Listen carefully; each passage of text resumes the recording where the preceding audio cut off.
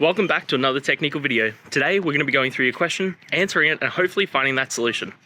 Guys, remember to stay just a little bit crazy like me, and hopefully you find that resolution. Now, let's continue on to the video.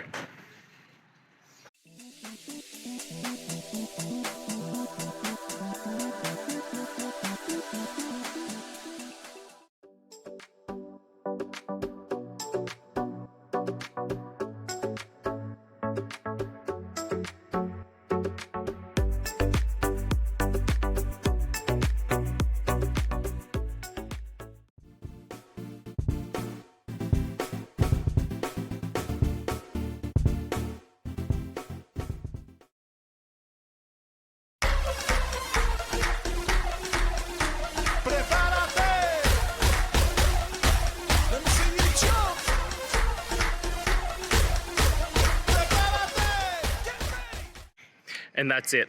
I hope that that's helped find the solution that you're looking for. And if it did, please, I'd appreciate it if you hit the subscribe button. Every time you hit it, it really helps. Now, I'll see you next time you need some technical help. And until then, have a good one.